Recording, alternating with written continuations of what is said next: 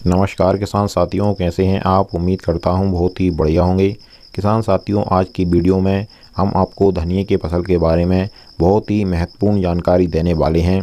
किसान साथियों, यकीन मानिए आज की अगर हमारी यह वीडियो आपने पूरी देख ली तो आपको धनिये की फसल से बहुत ही ज़्यादा 2 गुना मुनाफा होगा, क्योंकि इस वीडियो में हम जानेंगे धनिये की फसल का जो दाना होता है उसमें हम हरापन कैसे बनाए रखेंगे। क्योंकि किसान साथियों, धनिये की फसल के दाने का रंग अगर हरा होगा तो आपको मार्केट प्राइस 2 गुने मिलेंगे।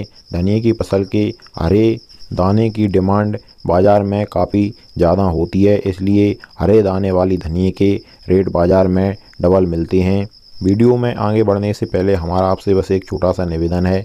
जिन किसान साथियों ने अभी तक हमारे चैनल को सब्सक्राइब नहीं किया हुआ है वे सभी चैनल को सब्सक्राइब कर लें, वीडियो को लाइक कर दें और ज़्यादा से ज़्यादा हमारे सभी किसान दोस्तों के साथ इस वीडियो को शेयर भी करें। जैसे कि किसान साथियों, इस साल धनिये के बाज़ार भाव काफ़ी गिर गए हैं। धनिया पिछली साल के मुकाबले इस साल रेट आधे रह गए हैं। तो ऐसे में अगर हमारे किसान भाइयों को रेट कम मिले धनिये की फसल के तो उनको बहुत ही कम प्रॉफिट होगा, घाटा ज़्यादा हो जाएगा। तो इसलिए इस साल हम धनिये की फसल को अगर हरा बनाए रखेंगे तो हरी धनिये के भाव बाज़ार में डबल मिलते हैं, तो हमें पिछली साल के मुकाबले ही इस साल भी भाव मिल जाएंगे, बाज़ार भाव। तो इसके लिए किसान साथियों, आपको धनिये की फसल में कुछ महत्वपूर्ण कार्य समय पर करने होंगे।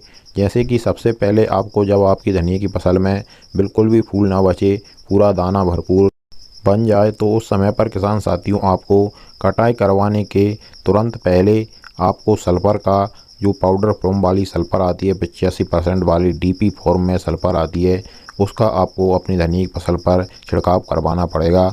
इसकी मात्रा की बात करें तो आप 10 से 12 केजी ले सकते हैं 1 एकड़ खेत के लिए।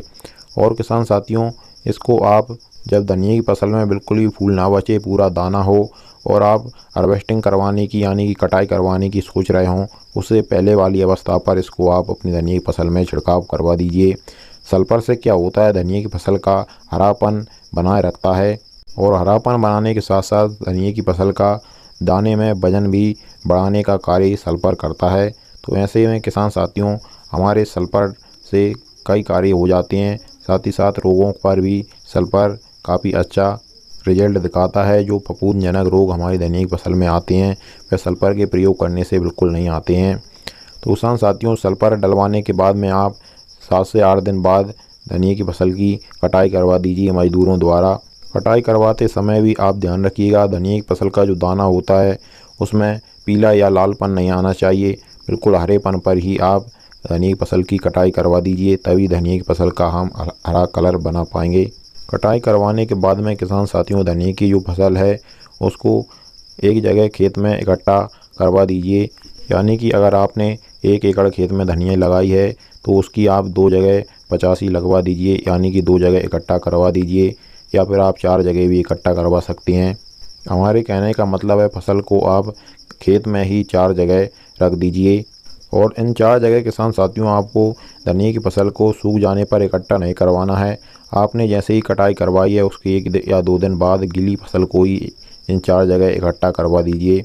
और इन चारों जगह पर आपने जो फसल स्टोर करके इकट्ठा करके रखी है, इस पर आपको एक बार फिर से सल्फर का प्रयोग करना है। जो हमारी पाउडर फॉर्म में 85% डीपी वाली सल्फर आती है, इसका फिर से आप जो हमने फसल 1 एकड़ खेत में 4 जगह रखी हुई है और वह फसल हमारी गीली है, तो इस पर आप फिर से एक बार सल्फर का छिड़काव करा दीजिए। इस बार आपको सल्फर की मात्रा ज़्यादा नहीं रखनी है, जितनी आपकी फसल पर छिड़काव हो सके उतना ही आप कर दीजिए। इसके बाद में किसान साथियों, जो हमारी फसल है पूरी तरीके से वह सूख जाए, एकदम बिल्कुल भी गीली ना हो, उसमें नमी बिल्कुल नहीं होनी चाहिए, धनिये का दाना है वह बिल्कुल सूख जाना चाहिए, तब आप उसकी थ्रेसिंग करवाएं। थ्रेसिंग करवाते समय भी ध्यान रखिएगा किसान साथियों, आपको ऐसी मशीन से थ्रेसिंग करवानी है कि जो दाना होता है धनिये का वह बिल्कुल फूटना नहीं चाहिए, क्योंकि जो बिजी वाली धनिया होती है उसके कम रेट मिलते हैं बाज़ार में, और जो दाना बिल्कुल पूरा दाना होता है, दाना बिल्कुल भी फूटा हुआ नहीं होता है, उसके भाव बाज़ार में बढ़िया मिलते हैं। और किसान साथियों, थ्रेसिंग करवाने के बाद जब आप धनिये को घर पर स्टोर करें तो बिल्कुल उसमें नमी नहीं होनी चाहिए, बिल्कुल गीला माल नहीं होना चाहिए, बिल्कुल आपको सुखो करके घर में स्टोर करके रखना है, वरना हमने जो कलर हरा बनाया था वह एकदम ख़राब हो जाएगा और हमारी मेहनत बेकार हो जाएगी।